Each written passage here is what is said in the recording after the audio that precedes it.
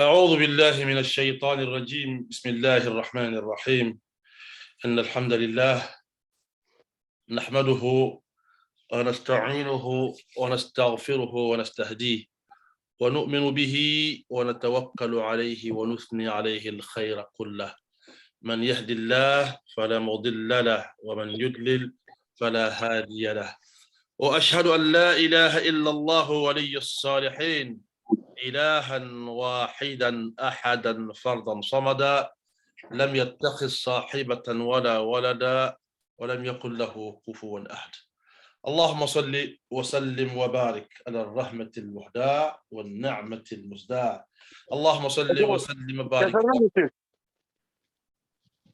اللهم صل وسلم وبارك على سيدنا وحبيبنا وقدوتنا محمد صلى الله عليه وآله وسلم عدد خلقك ورضا نفسك وزينة عرشك ومداد كلماتك والحمد لله رب العالمين الحمد لله الحمد لله الحمد لله رب العالمين. Chers musulmans, musulmanes, chers étudiants et étudiantes. La vie est contente. Est-ce qu'on peut couper le micro là-bas, s'il vous plaît? Merci.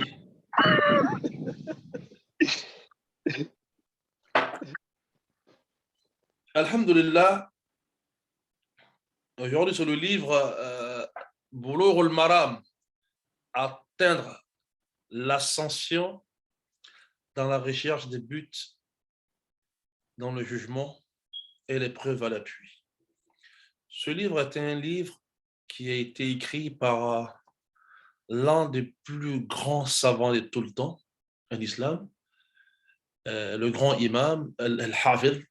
C'est pas un muhaddith, attention, c'est Hafidh. J'ai déjà donné les détails sur ça. Quelqu'un qui est muhaddith, c'est quelqu'un qui a quelques milliers de hadiths en tête avec la chaîne de transmission.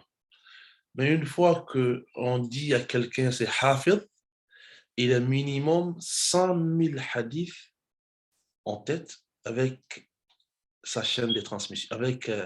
Sa chaîne de transmission, c'est bien cela.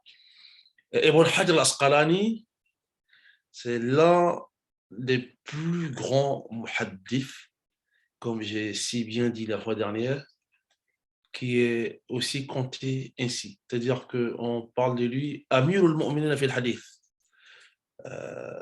On ne sait pas combien de hadiths il avait réellement en tête avec la chaîne de transmission. Mais en tout cas, je voulais parler d'un hadith, il te disait, ce hadith se trouve ici, ici, ici, ici. Les chaînes de transmission sont comme ça, comme ça, comme ça. Celui-là, cette chaîne, elle va chez Abu Huraira, l'autre va chez Ibn Omar, l'autre va chez Omar.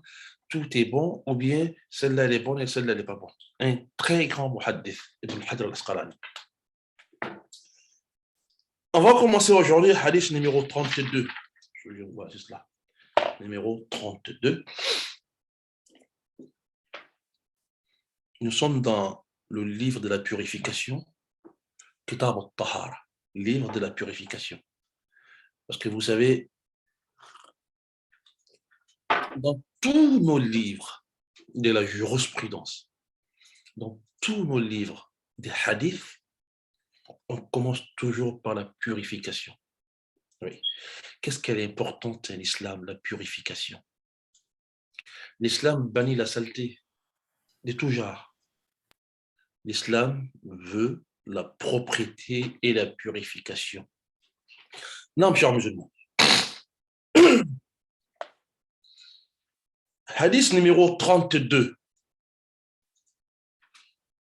Je vais lire le texte des hadiths.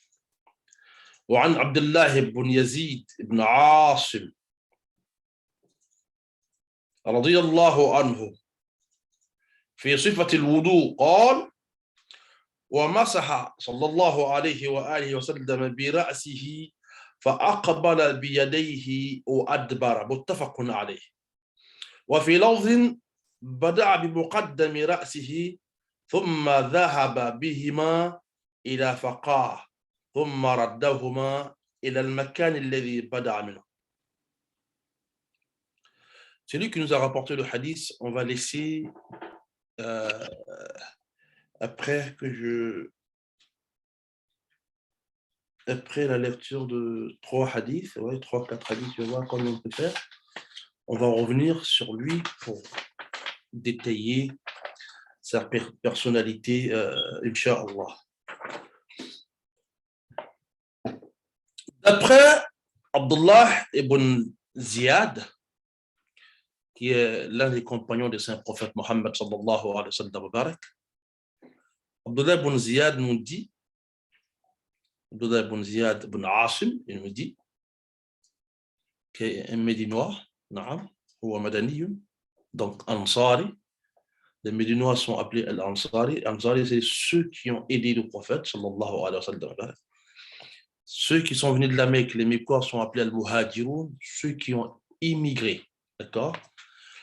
Alors, ce hadith d'Abdullah ibn Yazid ibn Asim nous dit, le hadith veut, n'est-ce pas, nous décrire les comment,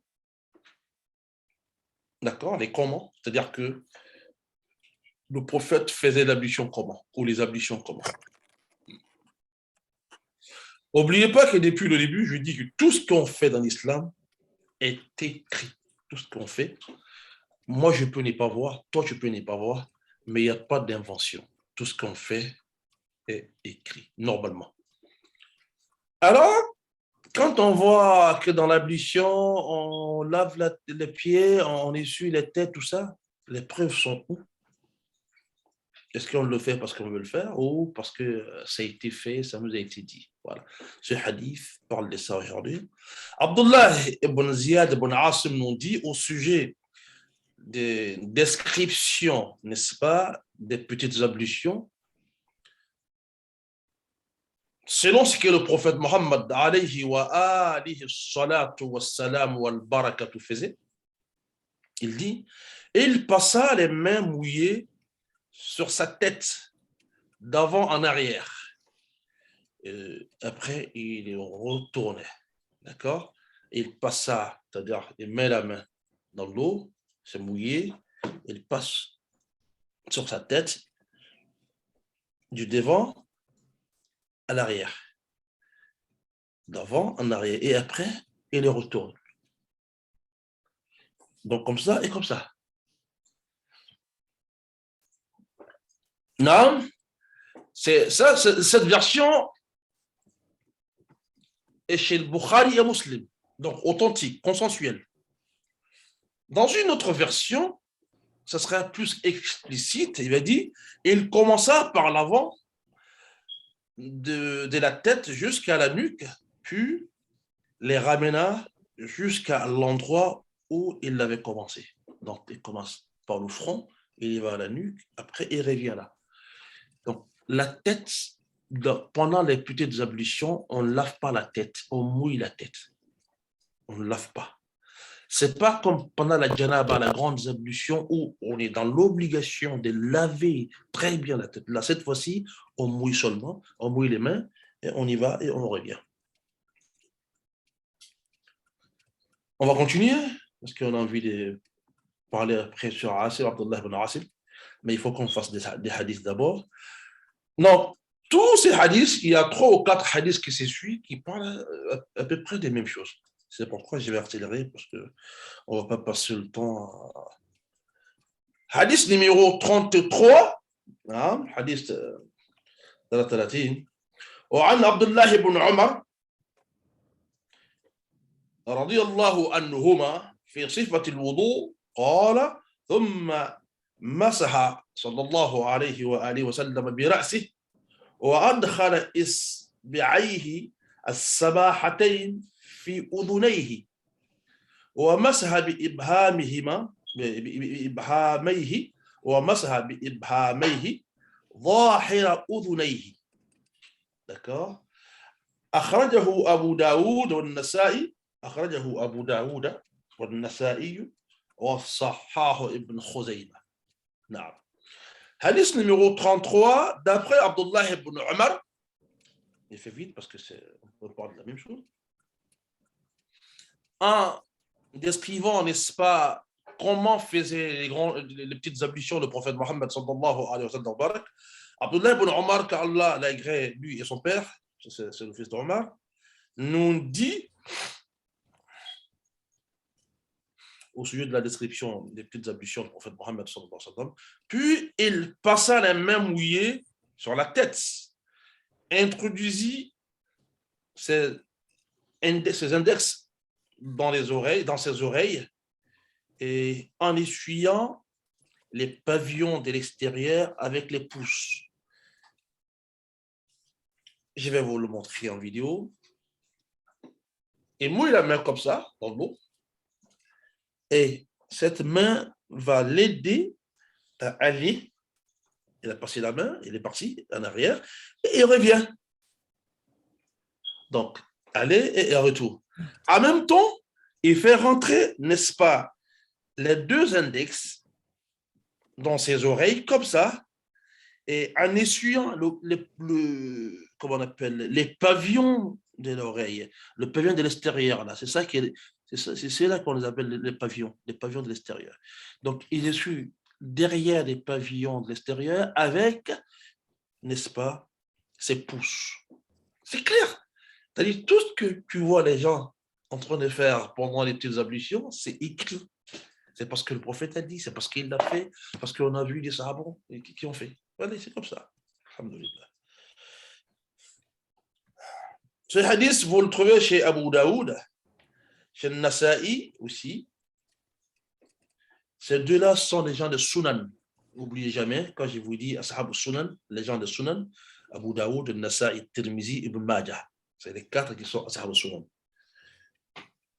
Et Ibn Khuzaymah nous dit que c'est un hadith authentique. C'est été authentifié par Ibn Khuzaymah, qui est l'un des muhaddiths aussi. On va encore aller un peu vite. Hadith numéro 34.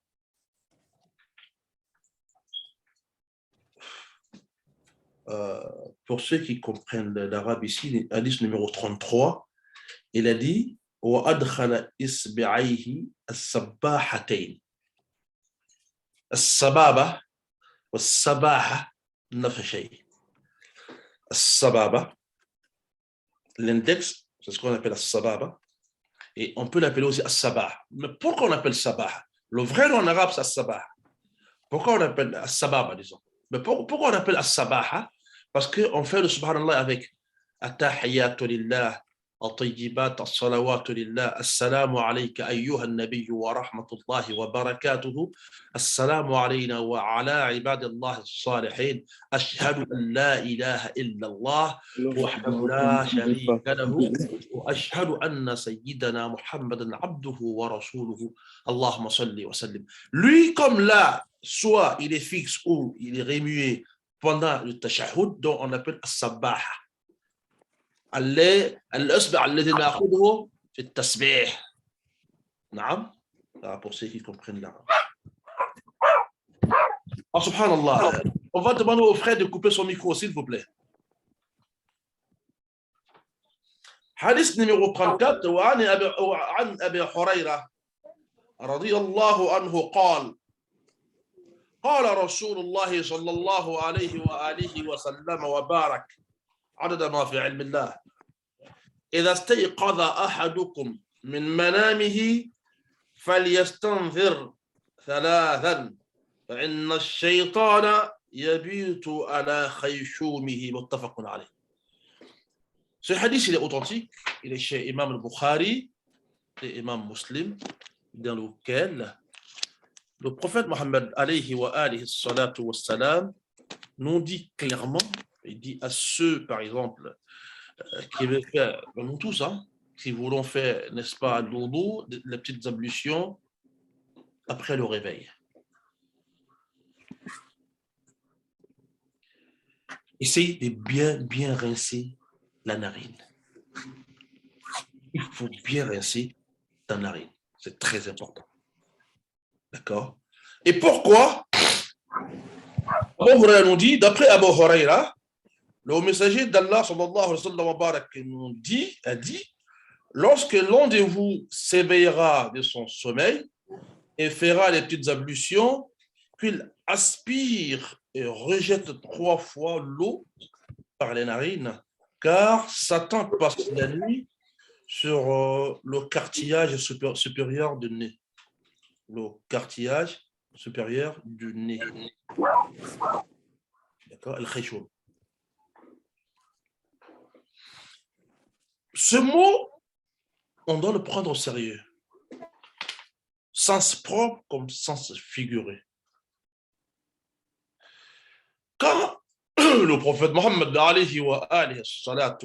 nous dit quelque chose, même si on ne comprend pas réellement l'étendue de la chose, on doit s'exécuter. Parce qu'il ne parle pas de lui-même. C'est pourquoi les hadiths qui sont authentiques, les savants disent, ces hadiths sont comme des Corans, seulement la différence est que le Coran sont des propos divins et que ces hadiths sont des propos divins passés par le prophète Mohammed sallallahu alayhi wa sallam. Il ne parle jamais de lui. Quand il parle, c'est une inspiration divine. D'accord? Quand le prophète a dit, alayhi wa salatu wa salam, quand vous vous réveillez le matin, ne plongez jamais vos mains dans le récipient, mais lavez d'abord 3 fois, hein, que ce soit propre avant de les plonger dans le récipient. Il y a un compagnon qui a dit, bon, écoutez, moi je suis compris, mais voilà, comme vous savez, il y en a chez tout le monde. Donc il y a un compagnon qui n'a pas exécuté, parce que lui, il se disait que lui, il sait, dans le hadith, à la fin du hadith, le prophète va dire sallallahu alayhi wa sallam, parce que vous ne savez pas où est-ce que dorment vos mains. Oui, la nuit, on dort, on se déshabille, on se met en dessous de drap. Selon nous, on a dormi tranquille. Mais celui ou celle qui est à côté de vous, demandez-lui comment est-ce que vous avez dormi. Si cette personne s'était réveillée la nuit pour regarder, il va vous dire des choses que vous n'allez même pas croire. Pourtant, c'est réel, c'est vrai. Parce que c'est une période qu'on ne maîtrise pas. Quand on dort, c'est comme si on est mort. On n'a aucune maîtrise sur cette période-là. Donc, ce sahabi, il ne le faisait pas. Peut-être qu'on va voir le hadith pour le malade. Et un jour, il va se réveiller, il va trouver que ses mains sont coincées entre ses jambes. Je dis, c'est quoi ça? Il avait raison, le prophète Mohammed, sallallahu alayhi wa sallam. Parce qu'on sait, tout le monde sait, même si on est l'homme le plus propre au monde, que là-bas n'est pas aussi propre qu'on prétend. Hein? Voilà. Entre les jambes, entre les fesses, ce sont des endroits qui ne sont pas aussi propres que l'on prétend. D'accord. Donc, le prophète nous dit dans ce hadith d'Abu Huraira, quand l'un d'entre vous s'éveillera pour, n'est-ce pas, de son sommeil pour faire les petites ablutions, hein, en faisant la petite ablution, qu'il inspire fort l'eau pour bien laver sa narine, pour que tous les déchets sortent. Oui, cher musulman. Parce que les effets et les mucosités salissent la narine sans qu'on ne soit au courant d'où ça vient. Mais lui, il nous dit, parce que Satan, le démon, passe la nuit sur le cartilage du nez, sur la haut du nez ou sur le nez. C'est pourquoi très souvent, on a la respiration difficile dans le sommeil. Surtout ceux ou celles qui se voient très souvent en train de se battre avec d'autres créatures. Très souvent, ce sont des démons, ce sont des diables qui essayent, n'est-ce pas, d'outre-dépasser les limites d'Allah. Donc, c'est pourquoi j'ai dit au début, ce hadith doit être pris, n'est-ce pas, doit être pris par, comment on appelle, très sérieux, très très sérieux. C'est pas parce que je sais comment je dors, chez moi, tout est... Non, quand tu dors, tu n'es plus toi-même. Quand tu te réveilles, alors, d'abord, tu laves la main 3 fois avant de les plonger dans un récipient. Et quand tu arrives à la narine, aspire fort et après éjecte fort pour que ça se libère tout, parce que ta religion est une religion de la propriété. Là. Donc, ce hadith, on peut le prendre au sens propre comme au sens figuré. Il y a des savants qui ont tellement parlé. Souvent, je vous épargne des disputes qui nous sortent du cadre du hadith. Donc, comme je disais, il faut rendre là-bas propre parce que les mucosités, les saletés souvent qui se cumulent là-bas ne peuvent pas sortir très souvent en se mouchant. Il faut souvent les laver, il faut faire rentrer de l'eau et les éjecter. Ça, c'est chez nous, ça. Alhamdulillah. On se mouche comme les autres et après, on aspire de l'eau et après, on l'éjecte. Donc, on devient encore plus propre que les autres. Non, parce que ce sont des endroits où on passe les diables.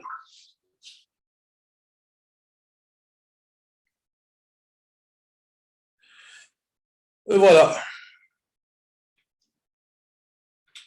Parce que la narine engendre des mucosités, des saletés, et ça se cumule là-bas, et très souvent, c'est provoqué par ces diables qui passent la nuit sur notre nez. D'accord? Engendrant ces effets, des paresses et des lourdeurs. Souvent, au réveil, on a la tête très grosse et que souvent, on ne comprend pas. Cela s'accorde avec la nature du diable qui a une seule satisfaction, épuiser l'être humain. Yeah.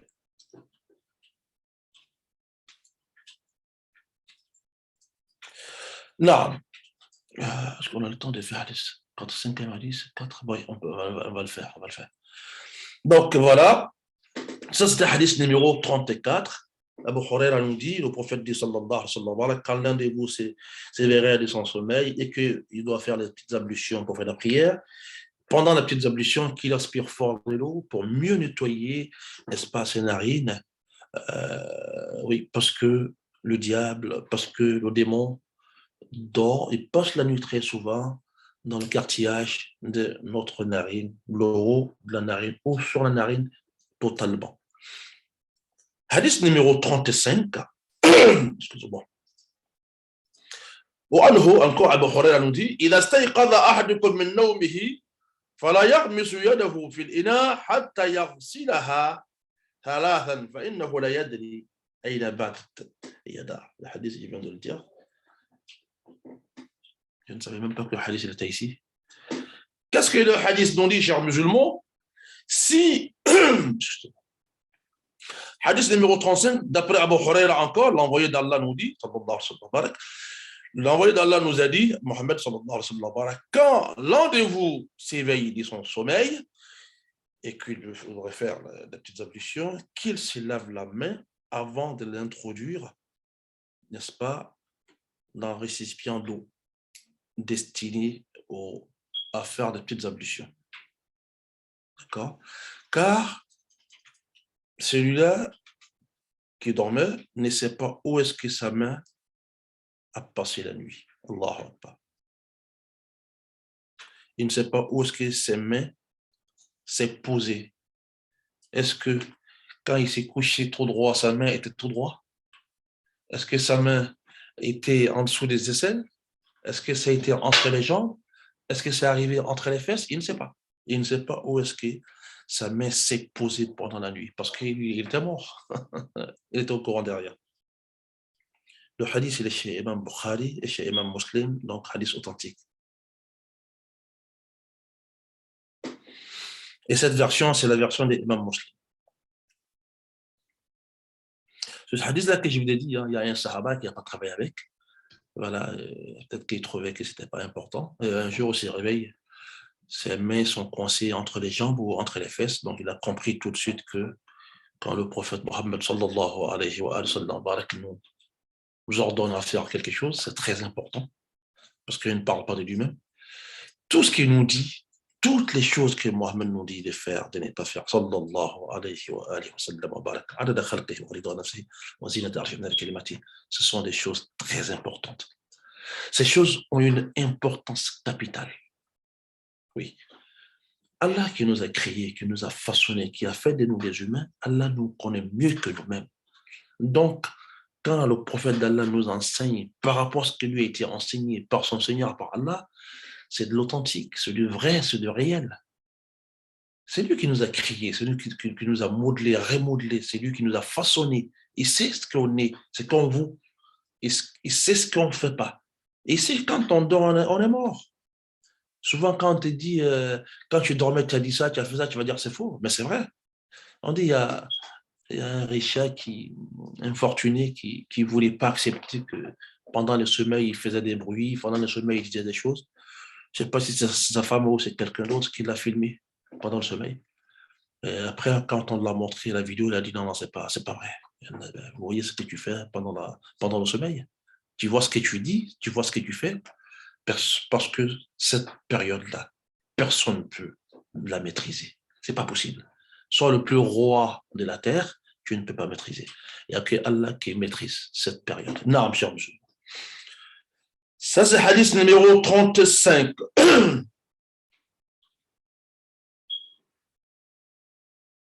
On va faire hadith numéro 36 et puis on va se retourner. Comme ça, on va s'arrêter là-bas aujourd'hui. Hadith numéro 36. وأن لقيت ابن صبرة قال رسول الله صلى الله عليه وآله وسلم وبارك أصبغ الوضوء وخلل بين الأصابع وبالغ في الاستنشاق إلا أن تكون صائما أخرجه الأربع والصحاح ابن خزيمة ولأبي داود إذا توضعت فتمضمض. نعم. هو لقيت ابن عبد الله المنتفق العامري وافد بني المنتفق، يقال هو لقيت ابن عامر والبصير المعروف بأبي رزين العقيلي، وبه جزم ابن عبد البر، وقيل هما اثنان، والله أعلم. Hadith numéro 36, toujours sur comment on fait les ablutions, toujours, hein, parce que nous sommes dans chapitre, le livre de la purification, chapitre des ablutions, d'accord. Numéro 36, hadith numéro 36, ça vient d'après Laqit ibn Sabira. Le messager d'Allah Muhammad sallallahu alayhi wa sallam a dit, accomplis les petites ablutions comme il faut, voilà, pour faire la prière. Sachez que la prière ne sera jamais acceptée quand on ne fait pas bonnement la petite ablution. Non seulement on doit la faire, ou on doit les faire, les petites ablutions, mais on doit les bonnes faire. On doit les faire bonnement. On doit faire les petites ablutions bonnement. Parce que si tu mélanges, tu prends à l'envers, tu fais ce que tu veux, tu n'auras pas de la prière. Ta prière sera éjectée. D'accord? C'est comme quand tu fais la prière et que tu n'as pas de Fatiha. Pourtant, tu sais très bien.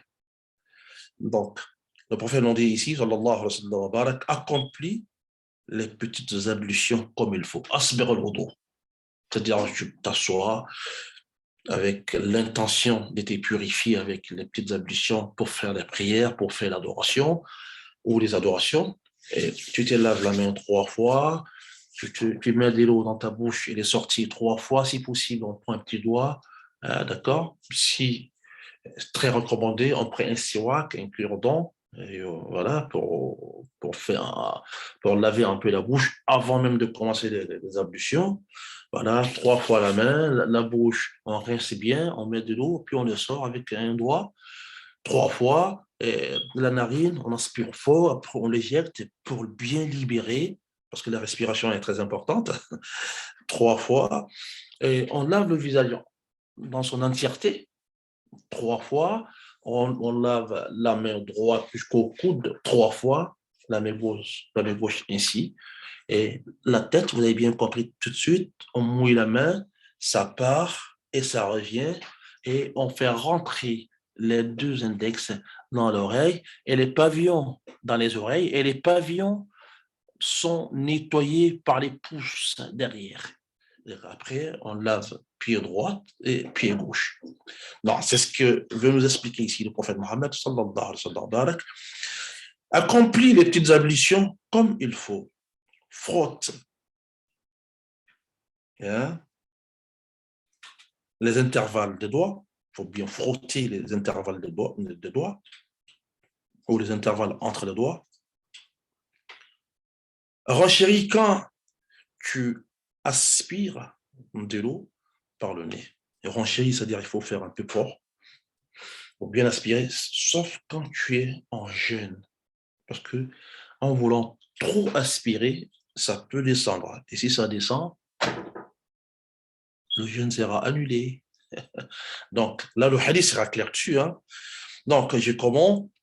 D'après Laqit ibn Sabira, le messager d'Allah, Muhammad sallallahu alayhi wa sallam wa baraka, a dit accomplis les petites ablutions comme il faut, comme je l'ai expliqué, frotte les intervalles entre les doigts, renchéris quand tu inspires, quand tu aspires de l'eau. Renchéris ici, ça veut dire aspire fort. D'accord? D'accord, c'est ça? Par le nez, c'est ça? Quand tu aspires l'eau par le nez, à moins que tu sois en état de jeûne. Le hadith est clair, hein? À moins que tu sois en état de jeûne, alors fais doucement pour ne pas que ça descende. Quand tu vas rompre le jeûne, alors tu pourras mieux nettoyer. Attention. Et le hadith était rapporté par les 4 de Sunan. Qui peut me dire qui sont les 4 imams de Sunan? Il dit le hadith est rapporté par les 4 imams de Sunan. Qui sont ces 4 imams? Qui peut me dire? J'attends la réponse.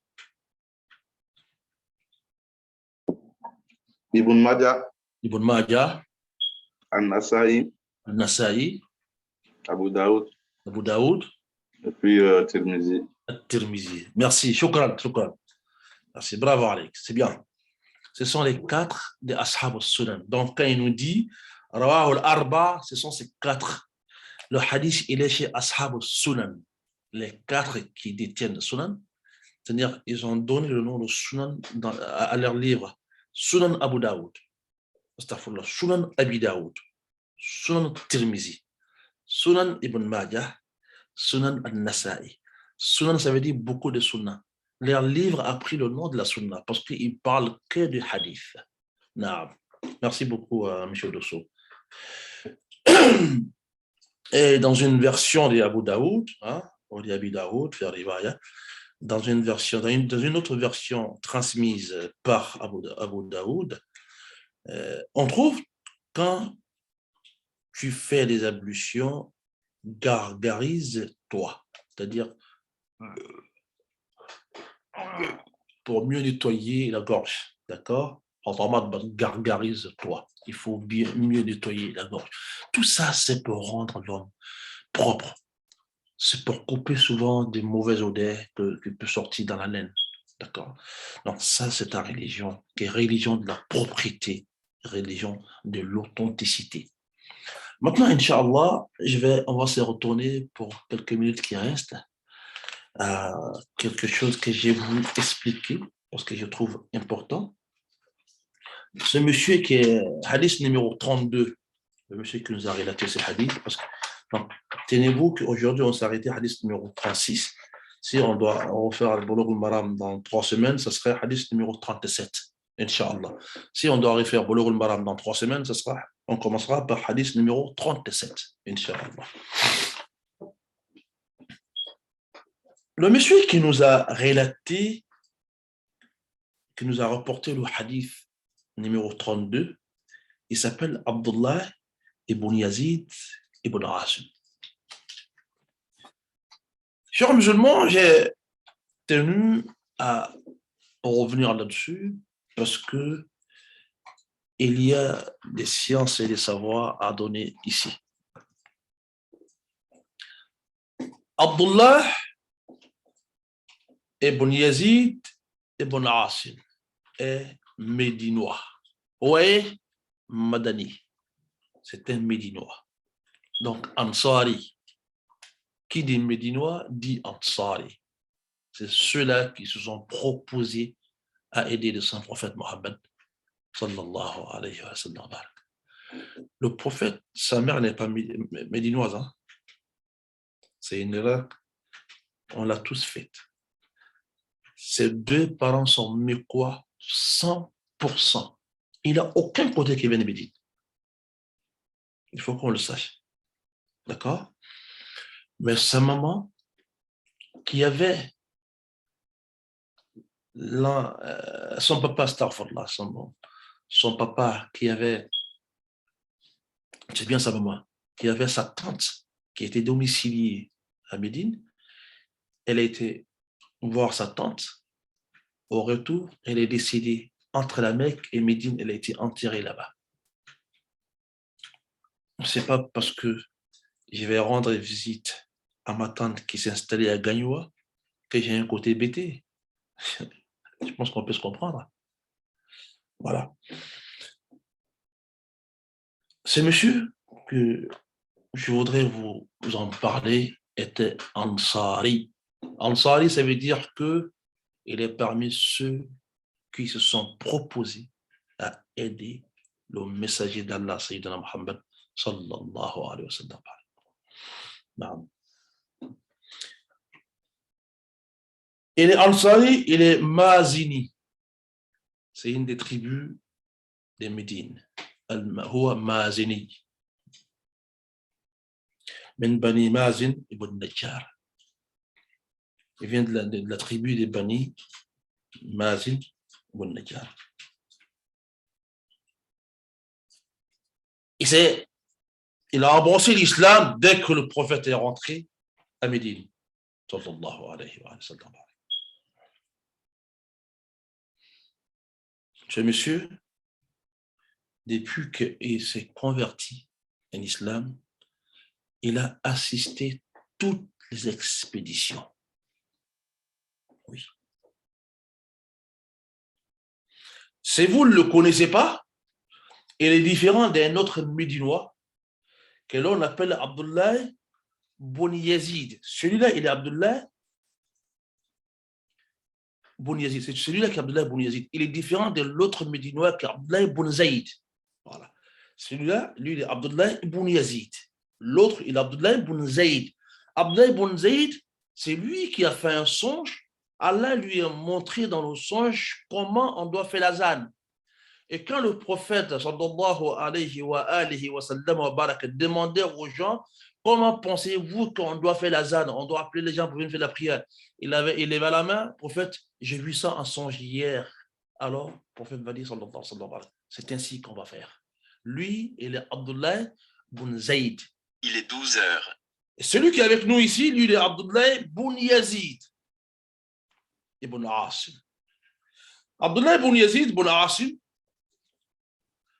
c'est celui-là qui va aider Al-Wahshi pour, n'est-ce pas, tuer Musaylama al-Kadhab, l'imposteur. Oui. J'ouvre ce chapitre parce que c'est l'histoire. Il faut la relater comme c'est écrit. Il ne faut pas inventer. Musaylama al-Kadhab, il est plus âgé que le prophète Mohammed sallallahu alayhi wa sallam. C'est un centenaire. Il a fait plus de 100 ans de vie.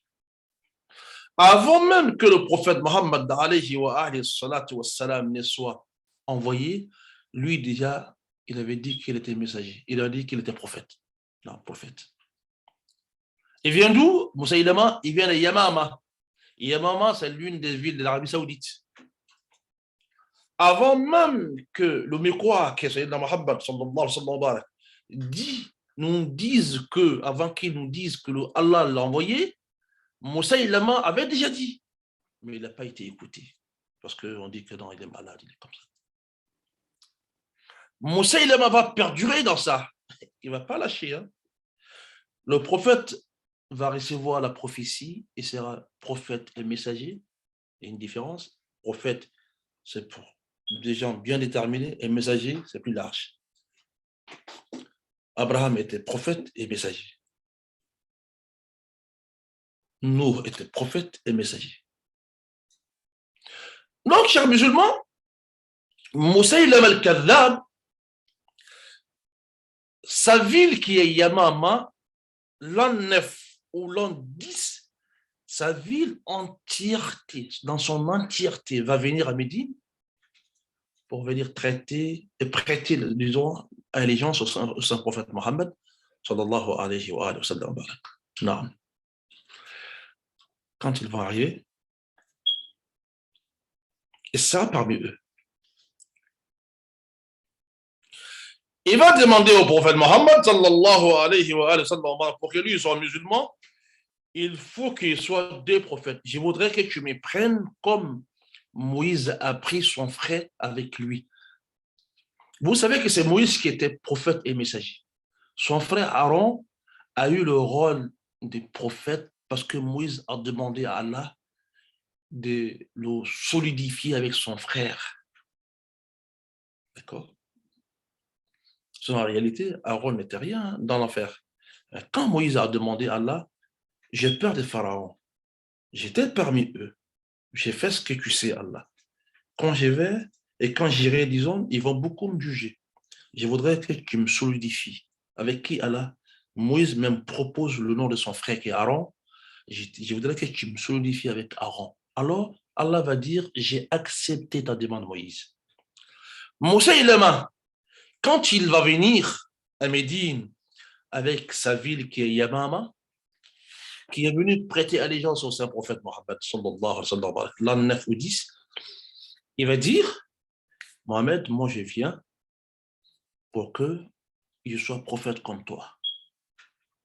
Tu vas dire à tout le monde que tu m'as accepté, tu m'as pris comme Moïse a pris son frère Aaron. Le prophète va refuser. C'est quoi ça? Tout le monde sait que tu es un imposteur, toi. Et quand il va se retourner avec le groupe, arrivé à Yamama, il va continuer dans son délire.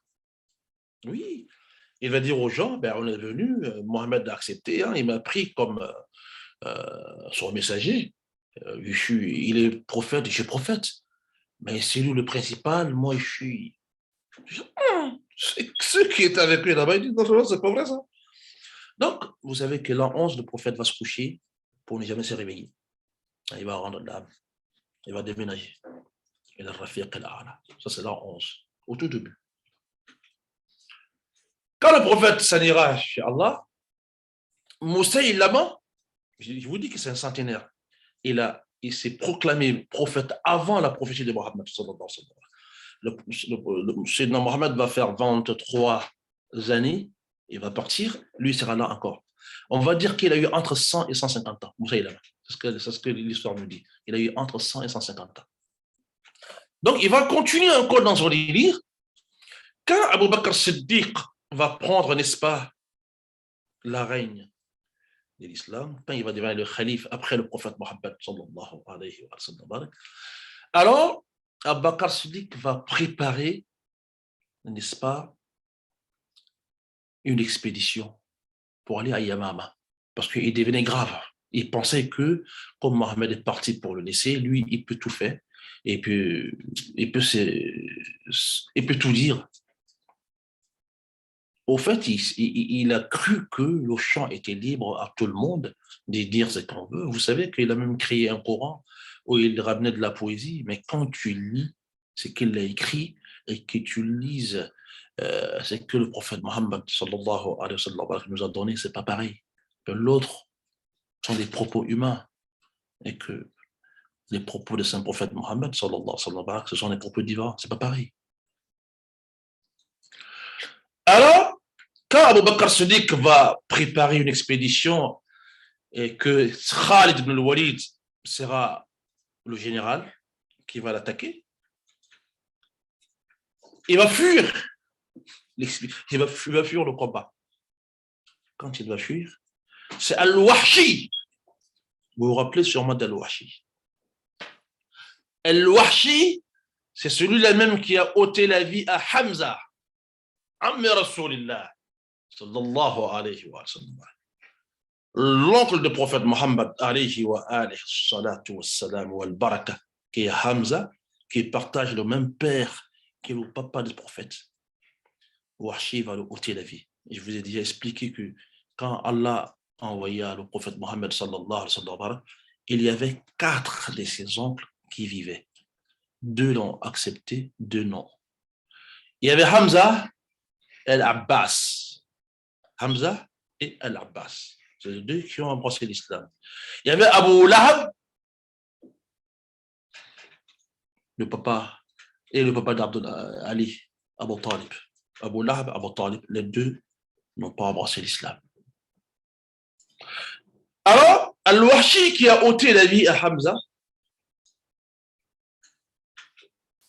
vous savez comment il est devenu musulman? Dans 7 l'an 8, par là, il va écrire au prophète Mohammed sallallahu alayhi wa sallam en disant que après tout ce que j'ai fait, j'ai envie de me convertir. J'ai envie d'embrasser ta religion, sauf que je trouve un verset dans le Coran qui me bloque. Et vous savez aussi pourquoi Al-Wahshi a ôté la vie à Hamza?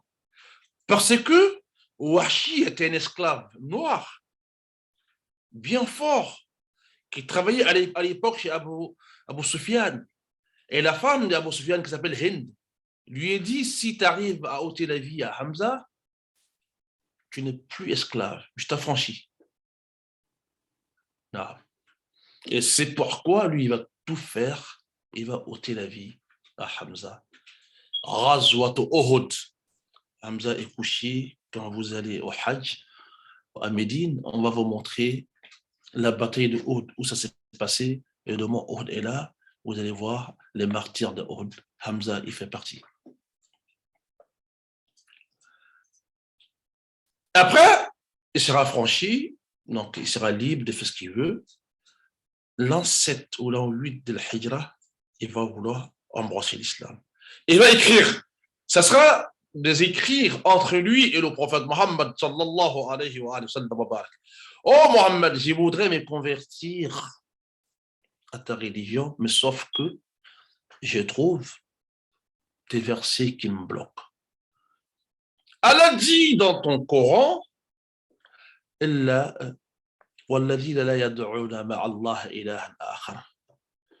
ceux qui n'adorent pas d'autres divinités avec Allah. Ils adorent Allah, le seul unique.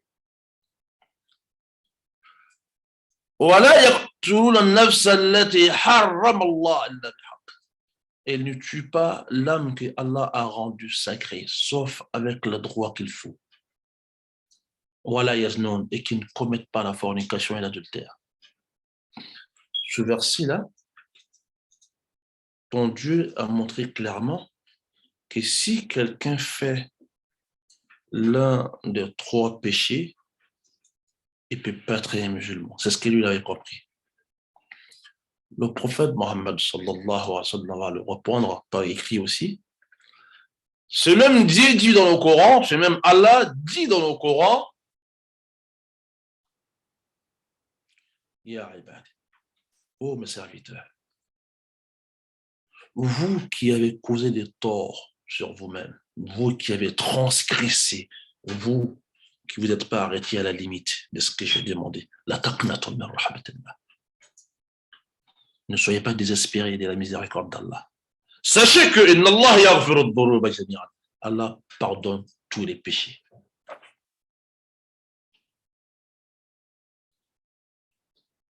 Avant ça,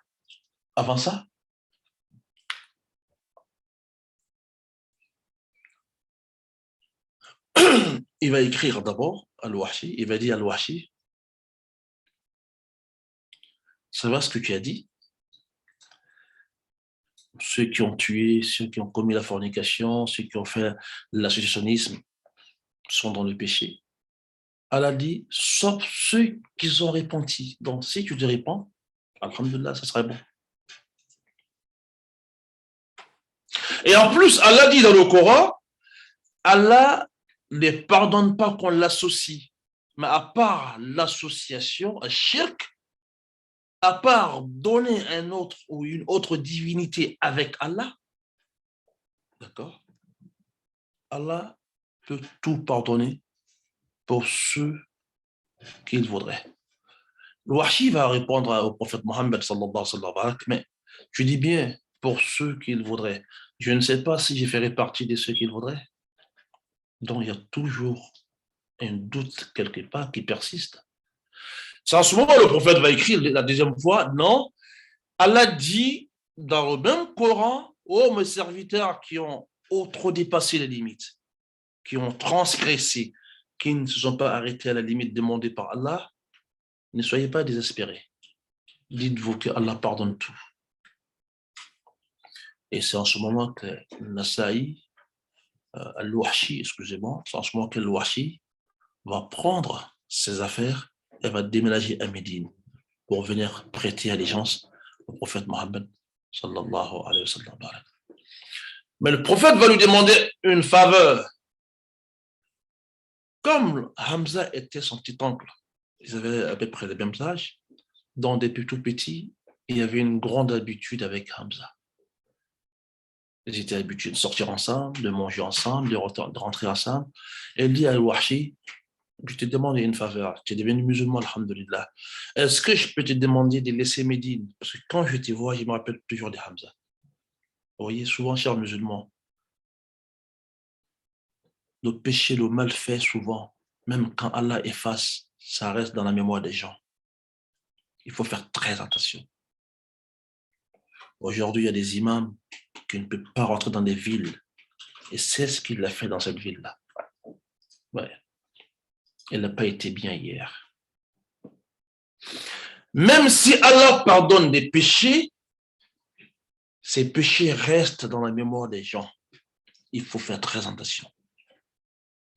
Pour celui qui veut être quelqu'un demain, il faut préparer dès aujourd'hui. Il ne faut pas tout faire. Il ne faut pas tout dire. Ne te mélange pas à tout. Aie un peu de retenue. C'est très important pour ton futur. Le prophète va demander ça à Al-Wahshi. La faveur, s'il te plaît, est-ce que je peux laisser Médine?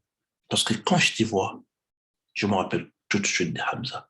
Ça, c'est le côté humain du prophète Mohammed. Oui, c'est son côté humain. Il aimait tellement Hamza parce que c'est son ami. Parce qu'ils ont à peu près le même âge. En plus, c'est son oncle des mêmes pères avec son papa. Et Hamza a embrassé l'islam. Et Hamza lui a dit, à partir de maintenant, ne te cachez plus. Il faut que l'islam triomphe. Et je suis mécois comme toi. Lui qui ne pas tes voies, il me trouvera sur son chemin, ya Allah. Quand le prophète sallallahu alayhi wa sallam va rendre l'âme, Wahshi va revenir à Médine. Oui. Et dans l'expédition de Hurub al-Adda, ceux qui se sont révoltés après le prophète Mohammed sallallahu alayhi wa sallam, et qu'Abu Bakr Siddiq va faire des expéditions, il va en faire beaucoup, hein, parce qu'il y a beaucoup de gens qui ont arrêté de prier, il y a des gens qui ont arrêté de donner, comment on appelle, l'aumône, la zakat, et il y a Moussaïlamat al-Kadhab qui prétendait être le prophète là-bas parce qu'il est venu voir le prophète. C'est que le prophète n'a pas dit, il a commencé à songer aux mensonges et à inventer les mensonges et il disait ça aux gens. Donc Abu Bakr Siddiq devait faire face à tout ça.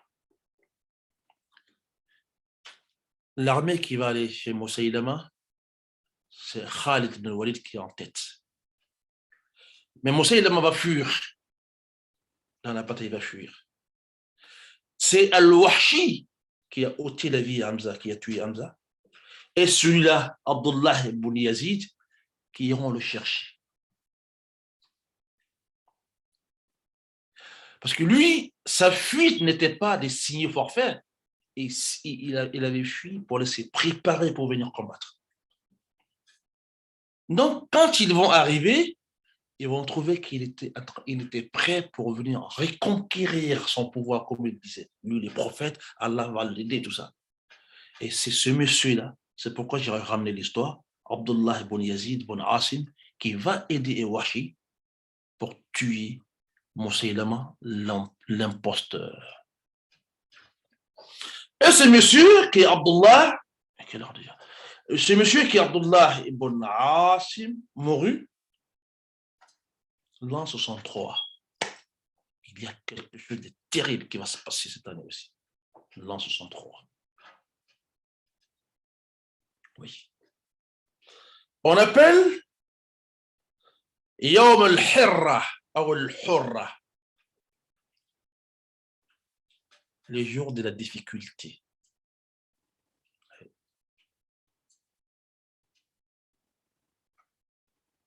Non. Il sera tué pendant cette expédition. Al-Hussein ibn Ali, Muawiyah mourut fin 60, l'an 60. Il m'a fait 19 ans, parce qu'il va prendre le pouvoir en 41, Hijra. Et en 60, il est mouru. En mourant, compromis qui était entre lui et Al-Hassan, qui était, moi je laisse le pouvoir, même si mes parents et Médine m'ont voté, je te laisse le pouvoir parce que je voudrais la paix pour l'empire de l'islam. C'est pourquoi on appelle ce fils d'Ali, Al-Hassan, le premier fils d'Ali, c'est pourquoi on l'appelle l'homme de la paix, l'homme qui a réuni les musulmans. Ces faits a été déjà prédit par le prophète Mohammed. Vous voyez mon fils là, il parle d'Al-Hassan, c'est lui qui va réunir les gens en un jour, les gens seront très divisés. C'est Hassan qui va faire ça. Al-Hassan, il va se rétracter, il va laisser le pouvoir à Muawiyah. En condition, Muawiyah, quand tu meurs, tu ne laisses pas le pouvoir à ton fils, tu laisses l'affaire aux musulmans, ils vont voter quelqu'un, ils vont prêter allégeance à quelqu'un. C'est pas ce que Muawiyah va faire. À sa fin, à la fin de sa vie, Muawiyah va conseiller, il va demander allégeance pour son fils Yazid. Pourtant, Yazid, d'après ce que l'histoire dit, n'était pas digne d'être fils d'un sahaba. Je ne dénigre personne. Je dis seulement ce que l'histoire dit. Yazid n'était pas digne d'être fils d'un sahaba. Yazid, Al-Hussein ne va pas accepter. Al-Hassan ne sera plus en vie. Al-Hassan mourut dans la période de Khilafa de Muawiyah. Muawiyah est le premier empereur de l'empire Omeyyade, Al-Umayyoun. Al-Hassan va mourir dans son empire. Quand Muawiyah part, son fils Yazid ibn Muawiyah prend le pouvoir par les aides de Muawiyah. Al-Hussein ne va pas accepter. Al-Hussein va envoyer quelqu'un d'abord aller voir l'Irak. Est-ce que les Irakiens pourront l'aider à ce que l'autorité de Yazid soit anéantie parce que son frère aîné et le papa de Yazid s'étaient convenus. La convenance était que Muawiyah, le jour où tu vas partir, tu laisses l'affaire aux musulmans qui vont trouver l'un des leurs et qui vont voter et qui sera le calife des musulmans.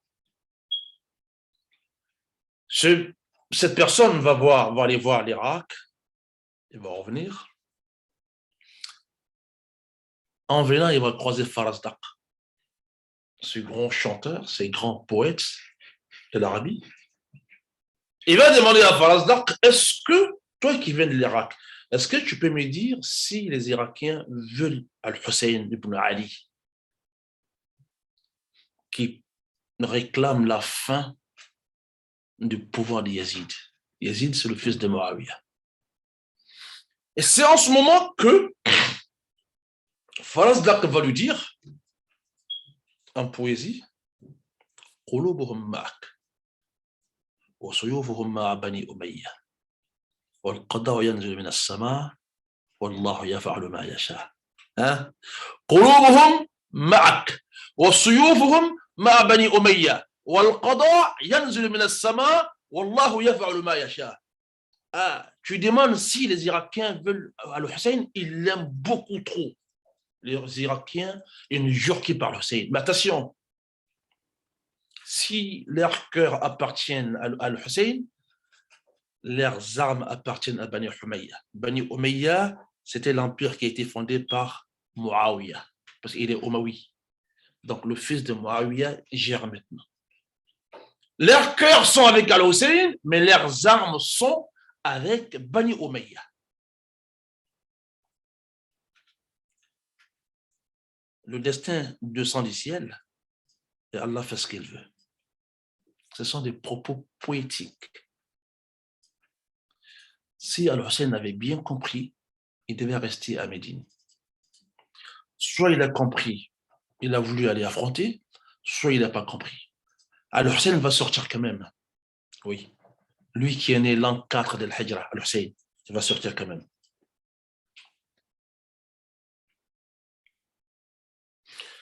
L'an 61 de l'Hijra, en ce moment, le fils de Muawiyah a déjà pris le pouvoir. Al-Hussein va arriver à l'entrée de l'Irak. Le fils de Muawiyah, qui est Yazid, va sortir une armée pour aller l'accueillir là-bas. C'était pas pour l'accueillir, mais c'était pour aller les massacrer. Al-Hussein va dire trois choses, l'une de trois. Soit vous me laissez, j'irai tout droit aller voir le calife. إما أن تتركوني أذهب إلى الخليفة وأقول له ما في. J'irai voir le calife qui est Yazid ibn Muawiyah, je lui dirai ce que je pense. Ou vous me laissez, je rentre en Irak pour aller voir comment sont les gens d'Irak par rapport à moi. Parce que eux et moi, on a une idée commune. Ou vous me laissez, je me retourne à Médine. Aucune des trois n'a été acceptée. Pourtant, c'est Al-Hussein qui était sorti avec le reste de la famille d'Ali ibn Abi Talib. Les enfants de Fatima, les petits-enfants de Sayyidina Muhammad, les enfants de son aîné Al-Hassan, lui-même ses enfants, ses sœurs, il était sorti avec tout ça, une quarantaine de personnes. Il y a eu beaucoup de massacres. Puis je ne vais pas étaler aujourd'hui. Allah yarahmu jami'an. Après la mort d'Al-Hussein, l'an 61 de l'Hijra, Médine va se révolter. Médine va se révolter. Médine va dire, on ne reconnaît pas le pouvoir des Yazid. On ne veut pas des Yazid. Parce que si c'était un vrai pouvoir, il ne devait pas massacrer les petits-fils de Saint Prophète Mohammed sallallahu alayhi wa sallam. Le pouvoir de l'islam ne peut pas massacrer les enfants de l'islam. De sur quoi? Les enfants de celui-là même qui a créé l'islam. Alors, chers musulmans, en l'an 63, Yazid va décider de faire une descente muscleuse sur Médine. Ah, il va y avoir des dégâts, il va y avoir des dégâts. Il y a beaucoup de Sahaba qui moururent ce jour-là. On l'appelle le jour de la difficulté. Yawm al-Harra ou al-Hirra, le jour de la difficulté. Il y a eu une grande guerre à Médine. C'est ce jour-là qu'il décède celui qui est avec nous aujourd'hui, Abdullah ibn Yazid ibn Asim. C'est l'histoire de votre religion. Vous avez le droit de connaître sans prendre parti. Mais il faut qu'on sache la réalité et les vérités de ce qui s'est passé. Parce que oui, on a eu des pages sombres dans notre histoire. Depuis la mort d'Othman, je vous ai dit déjà, depuis la mort d'Othman ibn Affan, l'islam a fait plus de 100 ans dans le tourbillon. Une turbine, ça sort, ça rentre comme turbo. La tempête, oui, dans un cyclone, mais très grave, depuis la mort d'Othman ibn Affan. Allah sait pourquoi.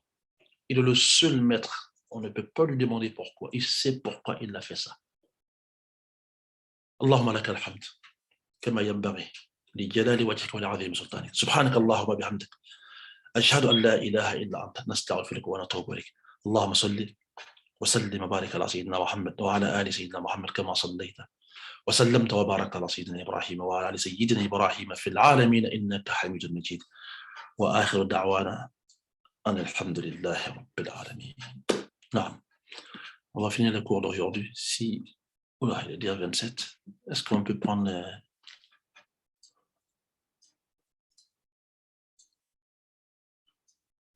est-ce qu'on peut prendre question, je ne sais pas.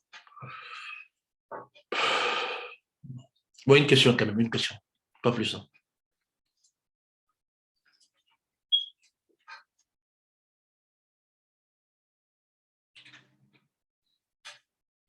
S'il n'y a pas de questions aussi, on va clore le...